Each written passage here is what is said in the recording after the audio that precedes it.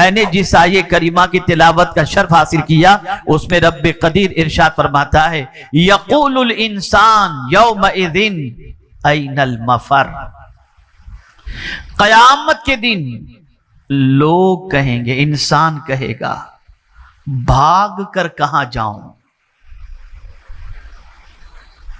قیامت کا دن اتنا خطرناک ہوگا کہ میرے پیارے آقا صلی اللہ تعالی علیہ وسلم کے پیارے دیوانوں، رسول اعظم صلی اللہ تعالی علیہ وسلم ان آیتوں کو جب سنتے جن آیتوں میں قیامت کا تذکرہ ہوتا تو آقا کریم صلی اللہ علیہ وسلم فرماتے ہیں ان صورتوں نے مجھے بوڑھا کر دیا۔ آپ اندازہ لگائیں، یہاں انسان ایک دوسرے کے کام آتا ہے، ایک دوسرے کی مدد کرتا ہے، ایک دوسرے کا سپورٹ کرتا ہے، ایک دوسرے کے سلسلے میں خیال کرتا ہے، یہاں تک کہ مر گیا تو کاندھے پر اٹھا کر قبرستان پہنچا دیتا ہے۔ میں ابھی ایک جنازے کے موقع پر میں نے دیکھا قبرستان میری والدہ کے یہاں میں فاتحہ پڑھنے کے لیے گیا، ایک سودانی آدمی، اللہ اکبر، تقریباً سودانی حضرات ہی تھے اور اس کی نماز جنازہ میں وہ شریک ہونے کے لیے آئے تھے، تو کچھ یہاں کے لوگ بھی اس میں شریک تھے۔ پتہ چلا مسلمان کہیں بھی مرتا ہو کوئی نہ کوئی اس کو کاندھا دینے والا مل جاتا ہے، قبر تک پہنچانے والا مل جاتا ہے، غسل دینے والا مل جاتا ہے۔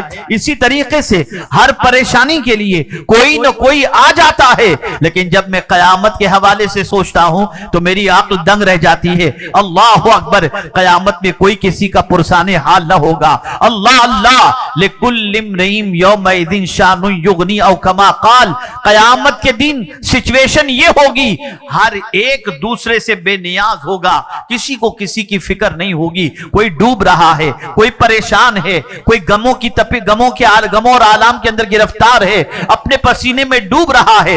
قیامت میں کوئی کسی کو نہیں پوچھے گا، نہ کسی کی طرف توجہ دے گا، یہاں تک کہ اللہ عز و جل ارشاد فرماتا ہے یوم یفر المرء من اخی، بھائی بھائی سے بھاگے گا، کوئی ایک دوسرے کا پہچان وہاں پر نہیں کرے گا، کوئی ایک دوسرے کو نہیں پہچانے گا، ہر کوئی ایک دوسرے سے بھاگ رہا ہوگا۔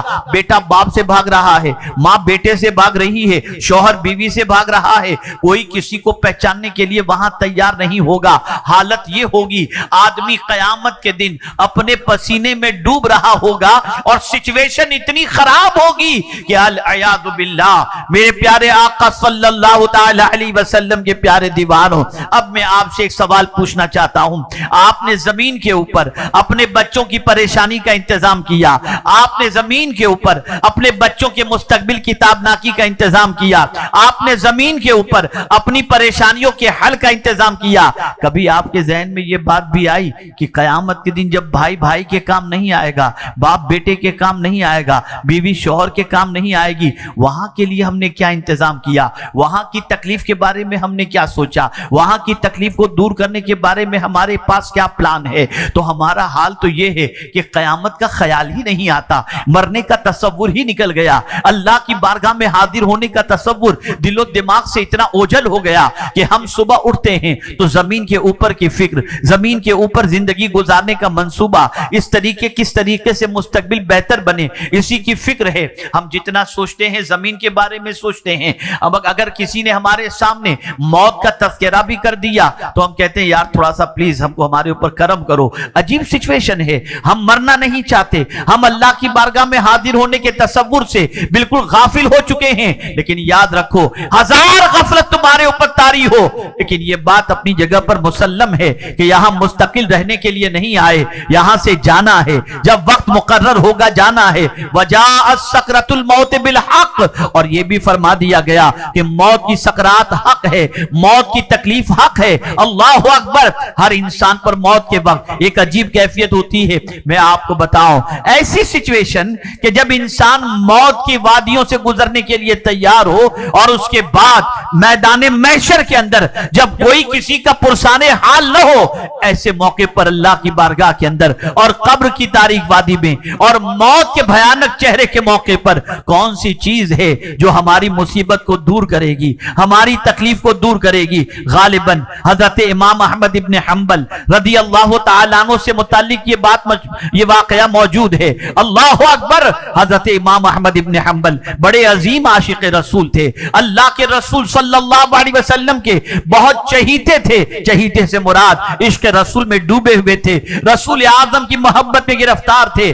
اللہ اکبر، بڑے جید عالم، بڑے عظیم بڑے عظیم صوفی، بڑے عظیم عاشق رسول، جن کی اقتدا خود حضرت غوث پاک کرتے ہوئے حنبلی کہلاتے ہوں، وہ حضرت امام محمد ابن حنبل فرماتے ہیں کہ جب میری موت کی سکرات کا وقت آیا، روح کے نکلنے کا وقت آیا، تو میری کیفیت یہ تھی کہ مجھے پیاس اتنی لگی کہ جس کی کوئی انتہا نہیں۔ اور یاد رکھیں، سکرات کے وقت اتنی پیاس لگتی ہے جس کی کوئی انتہا نہیں، اور اسی وقت شیطان اپنے ہاتھوں میں پانی کا گلاس لے کر کے موجود ہوتا ہے اور کہتا ہے پانی چاہیے، ٹھیک ہے، مجھے خدا کہہ دے میں تجھے پانی دے دوں گا۔ اللہ جس کے ایمان کی حفاظت فرمائے اسی کے ایمان کی حفاظت رہے گی۔ میرے پیارے آقا صلی اللہ تعالی علیہ وسلم کے پیارے دیوانوں، حضرت امام احمد ابن حنبل فرماتے ہیں سکرات کا وقت تھا، روح نکلنے کے قریب تھی، شدت پیاس سے پریشان تھا۔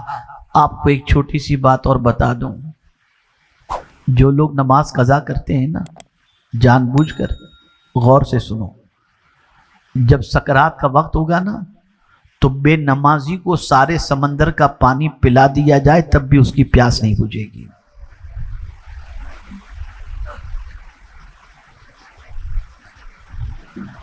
حضرت امام احمد ابن حنبل فرماتے ہیں پیاس کی شدت سے میں اتنا پریشان تھا کہ مجھے ڈر لگنے لگا کہ کہیں پیاس بجھانے کے لیے میں اس کو خدا نہ کہہ بیٹھوں۔ اسی عالم میں تھا کہ کوئی خوبصورت وجیح شکل والا آیا اور پیالہ لے کر، گلاس لے کر کے جو شیطان کھڑا تھا اسے دھکا مارا، اور پھر اس کو دھکا مارنے کے بعد اس نے کچھ اس طرح میری طرف دیکھا کہ خود بخود میری پیاس ختم ہو گئی۔ میں نے پوچھا تو کون ہے؟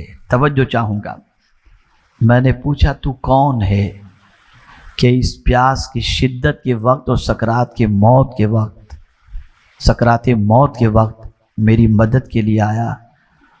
تو اس خوبصورت وجیح نے جواب دیا، میں سورہ یاسین ہوں جس کی تو روزانہ تلاوت کیا کرتا۔ تو جہاں مصیبت کے وقت سب ساتھ چھوڑ دیتے ہیں، اللہ کی کتاب مصیبت کے وقت ہمیں کام آتی ہے۔ اے رسول گرامی وقار صلی اللہ تعالی علیہ وسلم کے پیارے دیوانوں، بڑا بھیانک دن ہے قیامت کا۔ اللہ اکبر، قیامت کے تصور سے انسان لرز جاتا ہے۔ آپ قرآن مقدس میں قیامت کے حوالے سے پڑھیے تو آپ کو پتہ چلے گا۔ اللہ اکبر، میرے پیارے آقا صلی اللہ تعالی علیہ وسلم کے پیارے دیوانوں، رسول گرامی وقار صلی اللہ علیہ وسلم کے صحابی سیدنا صدیق اکبر رضی اللہ المولا تبارک و تعالی عنہ قیامت کے تصور کو سامنے رکھتے ہوئے ارشاد فرماتے ہیں، کاش میں کوئی چڑیا ہوتا کہ لوگ مجھے کاٹ کر کھا جاتے اور قیامت کے دن مجھے اللہ کی بارگاہ میں حساب دینے کے لیے کھڑے ہونے کی ضرورت نہ پیش آتی۔ یہ قیامت۔ آج سچویشن ایسی ہو گئی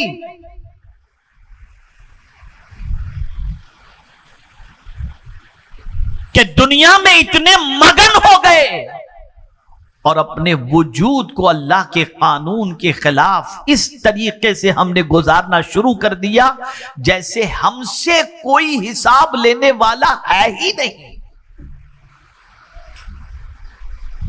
مالک یوم الدین، قیامت کے دن کا مالک اللہ ہے، وہاں حساب ہوگا، پل پل کا حساب ہوگا۔ قیامت اسی لیے قائم کی جائے گی تاکہ بندوں کو اس کے اعمال کی جزا یا سزا اسے دے دی جائے۔ اے رسول گرامی وقار صلی اللہ علیہ وسلم کے دیوانوں، قیامت کے دن کے حوالے سے حدیث مبارکہ میں فزع اکبر کا لفظ آیا ہے۔ آپ ذرا سوچو، بظاہر آپ کو یہ نظر آ رہا ہوگا کہ 11 بچے حافظ قرآن ہوئے. یہ چھوٹی سی عمارت جہاں پر بچے زیور علم سے آراستہ ہوتے ہیں، یہ کوئی عالیشان ہاسٹل نہیں، یہاں کوئی بڑے گھرانے کے بچے نہیں پڑھتے. غربت کی چکی میں پیسے جانے والے بہت سارے بچے یہاں آ کر زیور علم سے آراستہ ہو کر قرآن سیکھتے ہیں. لیکن آپ جانتے ہیں کیا چیز سیکھتے ہیں؟ کبھی آپ نے سوچا؟ یہ وہ کتاب سیکھ رہے ہیں جب کوئی کام نہیں آئے گا تو یہی کتاب قیامت کے دن کام آئے گی. آئیے میں ایک حدیث آپ کی سماعتوں کے حوالے کروں اور پھر میں اپنی گفتگو کو ختم کروں، اس لیے کہ میں زیادہ وقت لینا بھی نہیں چاہتا، تھکا ہوا بھی ہوں، اور ساتھ ہی ساتھ کچھ ماحول مجھے آج تھوڑا سا ڈسٹ وغیرہ اور دھواں وغیرہ کچھ زیادہ یہاں پر آ رہا ہے. تو بہرحال ایک مرتبہ درود شریف پڑھ لیں. اللہم صلی علی سیدنا و مولانا محمد معدن الجود والکرم وآلہ وصحابہ وبارک وسلم صلاۃ و سلام علیک یا سیدی یا رسول اللہ صلی اللہ تعالی علیہ وسلم. 2-3 آیتیں میں پیش کروں قیامت کے حوالے سے. چلیے اب گفتگو شروع ہو گئی ہے تو بتاتا ہوا چلو. قیامت میں اعمال نامہ دیا جائے گا. جو کچھ ہم نے کیا ہے نا دنیا میں سب نوٹ ہو رہا ہے، ایک ایک چیز، ایک ایک لفظ. کرامن کاتبین، اللہ نے لکھنے والے فرشتے مقرر کیے ہیں، وہ نوٹ کرتے ہیں. ہمارا رجسٹر تیار ہو رہا ہے. قیامت میں ہمارا اعمال نامہ ہمارے حوالے کیا جائے گا. اب سنیے، اعمال نامہ کس ہاتھ میں دیا جائے گا تو بندہ کیا کہے گا؟ اب سنیے، قرآن کہتا ہے فَأَمَّا مَنْ أُوتِيَ كِتَابَهُ بِشِمَالِهِ فَيَقُولُ يَا لَيْتَنِي لَمْ أُوتَ كِتَابِيَهْ. اور جسے اس کا نام اعمال اس کے بائیں ہاتھ میں دیا جائے گا، بائیں ہاتھ میں، وہ کیا کہے گا؟ وہ کہے گا کاش مجھے میرا اعمال نامہ نہ دیا جاتا. اس لیے کہ بائیں ہاتھ میں اعمال نامہ دینا اس بات کی علامت ہے کہ وہ مارا گیا. اب اس کا ٹھکانہ اچھا نہیں ہے، اب اس کا ٹھکانہ اچھا نہیں. جس کے دفتر کے اندر، جس کے اعمال نامے کے اندر گناہوں کا اندراج ہوگا، بد کرداری لکھی ہوگی، برائیاں لکھی ہوں گی، اس کو اس کا اعمال نامہ سیدھے ہاتھ میں نہیں بائیں ہاتھ میں، الٹے ہاتھ میں دیا جائے گا، جسے دیکھ کر وہ کہے گا یا لیتنی لم اوت کتابیہ، کاش کہ مجھے میرا اعمال نامہ نہ دیا جاتا. اور آگے کیا کہے گا؟ وَلَمْ أَدْرِ مَا حِسَابِيَهْ، اور میں نہ جانتا میرا حساب کیا ہے. یا لیتہا کانت القاضیہ ما اغنا عنی مالیہ ہلک عنی سلطانیہ. اللہ اکبر. قرآن کہتا ہے کہ وہ بندہ کہے گا ہائے کاش موت ہی قصہ ختم کر دیتی، میرا مال مجھے کام نہ آیا اور میرا سارا زور جاتا رہا. بہت مال میں نے کمایا لیکن یہ میرا مال بھی قیامت کی تکلیف سے مجھے بچا نہ سکا، اور میں سمجھ رہا تھا میں بہت طاقتور ہوں، لیکن قرآن کہہ رہا ہے کہ کل قیامت کے دن اس کا زور بھی اسے کام نہیں آئے گا. یہ اللہ کی کتاب کہہ رہی ہے. میرے پیارے آقا صلی اللہ تعالی علیہ وسلم کے پیارے دیوانوں، ماؤں کا حال کیا ہوگا، عورتوں کا حال کیا ہوگا؟ تو قرآن کہتا ہے یوم تذہل کل مرضعۃ عما ارضعت، جس دن ہر دودھ پلاتی ماں اپنے بچے سے غافل ہوگی. وہ ماں جو پیدا ہونے والے بچے کو دودھ پلا کر کے بڑا کرتی ہے، سینے سے چمٹا کر رکھتی ہے، وہ ماں کل بروز قیامت اپنے بچے سے غافل ہوگی. کہاں پڑا ہے، کہاں مرا ہے، کیا حال ہے اسے. پھر یہ قیامت کا دن ہوگا، یہ قیامت کا دن. تم سیریلوں پر بھروسہ کرتے ہو، یوٹیوب پر بھروسہ کرتے ہو، न्यूज पर भरोसा करते हो, अखबार पर भरोसा करते हो, पेशन गोई करने वालों की बातों पर भरोसा करके अपने आप को अलर्ट कर लेते हो। लेकिन अफसोस की बात है, ये उसका कलाम है जिसका कलाम सच्चा, जो खुद भी सच्चा, जिसका कलाम भी सच्चा और जिसके हबीब भी सच्चे। जो फरमा दिया वो हक है, जो फरमा दिया वो परफेक्ट है, वही होगा जैसा मेरे रब ने फरमाया है। ये कयामत की मुख्तसर सिचुएशन मैंने आपके सामने पेश की। अब आइए, अब उस कयामत के दिन जब ऐसी सिचुएशन होगी, मां अपने बच्चे से गाफिल होगी, भाई भाई से भाग रहा होगा, कोई किसी का पुरसाने हाल न होगा, और इंसान कयामत के दिन कहेगा मैं भाग करके कहां जाऊं, कोई जगह भी पनाह की नहीं होगी। उस जमाने के अंदर, उस कयामत के दिन क्या चीज काम आएगी? उस कयामत के दिन जहां कोई किसी का पुरसाने हाल न होगा, कौन सी चीज है जो कयामत के दिन बंदे की दस्तगीरी करेगी?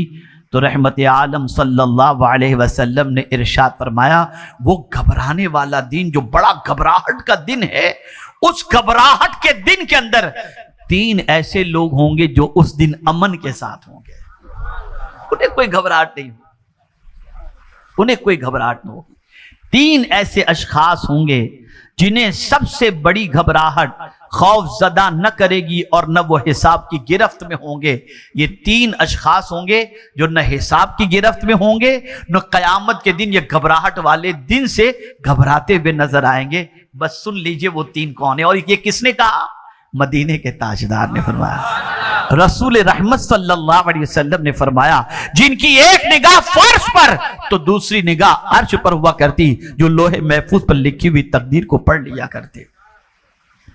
ये रसूल आजम सल्लल्लाहु अलैहि वसल्लम का फरमान। वो 3 अशखास कौन से हैं, उससे समाअत फरमाएं। वो लोग तमाम मखलूकात के हिसाब से फारिग होने तक, यानी पूरी मखलूक का हिसाब हो रहा होगा, तो सारी मखलूक का जब हिसाब चल रहा होगा तो वो कहां होंगे? सुभान अल्लाह, वो कहां होंगे? तो हुजूर फरमाते हैं मुश्क के एक ऊंचे टीले पर होंगे। मुश्क के एक ऊंचे टीले पर होंगे। एक वो शख्स जिसने अल्लाह की खुशनुदी हासिल करने के लिए कुरान पढ़ा, जिसने अल्लाह की खुशनुदी हासिल करने के लिए कुरान पढ़ा, तो ये कुरान पढ़ने वाला बंदा कयामत में जब सब घबरा रहे होंगे तो ये मुश्क के ऊंचे टीले पर बैठा होगा। अल्लाह की खुशनुदी के लिए कुरान, अल्लाह की रजा के लिए कुरान।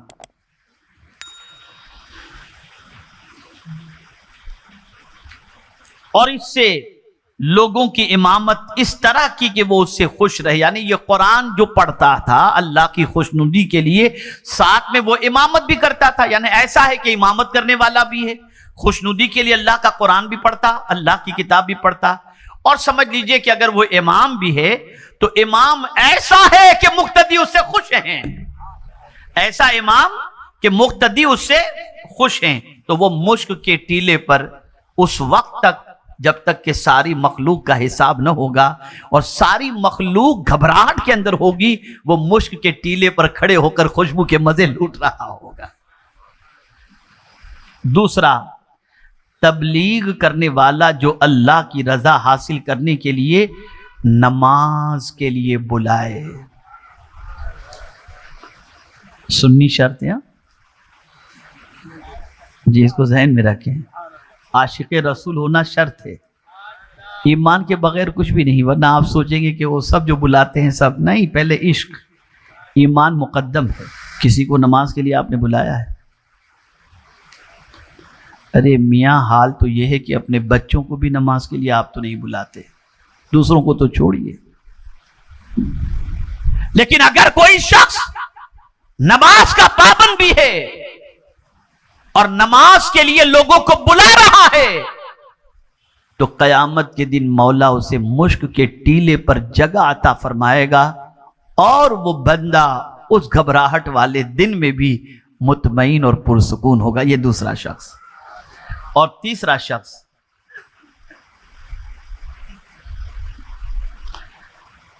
جس نے اپنے اور اپنے رب کے درمیان اور اپنے غلاموں کے درمیان عمدہ معاملہ کیا. میرے پیارے آقا صلی اللہ علیہ وسلم کے پیارے دیوانوں، اس کا معاملہ رب سے بھی اچھا اور اس کا معاملہ بندے سے بھی یعنی غلام سے بھی اچھا. یہ غلام کی بات کہی گئی. آپ دیکھیں عمومی طور پر غلام پر زیادتی ہوتی ہے، نوکر پر سختی ہوتی ہے، لیکن اگر کوئی بندہ اللہ سے بھی معاملہ درست رکھے اور اپنے غلام سے بھی معاملہ درست رکھے تو یاد رکھیں تم نے اللہ کے بندے کو نہیں گھبرانے کا موقع دیا، قیامت کے دن مولا بھی تمہیں گھبراہٹ سے بچا لے گا. اے رسول اعظم صلی اللہ علیہ وسلم کے دیوانوں، اب میں آپ سے ایک سوال پوچھنا چاہتا ہوں. آپ ہر قسم کی تکلیف سے نجات کا انتظام کرتے ہیں، ہر قسم کی گھبراہٹ سے بچنے کا انتظام کرتے ہیں. کیا قیامت کی گھبراہٹ سے بچنے کے لیے قرآن کی تلاوت کا اہتمام کیا؟ کیا قیامت کی تکلیف سے بچنے کے لیے اللہ کی طرف اور نماز کی طرف لوگوں کو بلانے کی کوشش کی؟ کیا قیامت کی تکلیف سے بچنے کے لیے اللہ اور بندوں سے معاملہ اپنا درست رکھا؟ اگر نہیں رکھا تو سن لو رسول گرامی وقار صلی اللہ علیہ وسلم کے اس فرمان پر عمل کرتے ہوئے کہ جب قیامت کے دن سب کے دل باہر نکل رہے ہوں گے، گھبراہٹ کے شکار ہوں گے، تو اللہ کی خوشنودی کے لیے جس نے قرآن پڑھا ہوگا وہ مشک کے ٹیلے پر ہوگا. اے رسول رحمت صلی اللہ تعالی علیہ وسلم کے دیوانوں، اب آپ کی سمجھ میں بات آ گئی ہوگی کہ ہم کیوں اسکول اسلامی قائم کرتے ہیں، ہم کیوں دارالعلوم قائم کرتے ہیں. ہم اسی لیے قائم کرتے ہیں تاکہ یہاں سے نکلنے والا بچہ قرآن کی تلاوت کا عادی بن کے خود بھی قیامت کی تکلیف سے بچے اور معاشرے کو بھی قیامت کی تکلیف سے بچانے کی کوشش کرے. میرے پیارے آقا صلی اللہ علیہ وسلم کے پیارے دیوانوں، بس آخری بات عرض کر کے گفتگو ختم کرتا ہوں. عقل مند باپ وہ ہے جو اپنے بچے کی صرف دنیا کی نہیں آخرت کی بھی فکر کرے. اگر آپ نے صرف دنیا کی فکر کی تو آپ اچھے باپ نہیں ہیں. جملے پر توجہ چاہوں گا. اگر آپ نے اپنی اور اپنی اولاد کی صرف دنیا کی فکر کی تو آپ اچھے باپ نہیں ہیں، اور اگر آپ نے اپنی اولاد کی دنیا اور آخرت دونوں کی فکر کی تو آپ جیسا اچھا باپ بھی کوئی دوسرا نہیں. اس لیے دونوں چیزوں کا خیال کریں. یہ ادارہ یہاں قرآن پڑھایا جاتا ہے. آپ سے گزارش ہے اپنی آخرت کی بھی فکر کرو اور اپنی اولاد کی بھی آخرت کی فکر کرو. وَمَا عَلَيْنَا إِلَّا الْبَلَاغُ الْمُبِينَ. السلام علیکم ورحمۃ اللہ وبرکاتہ.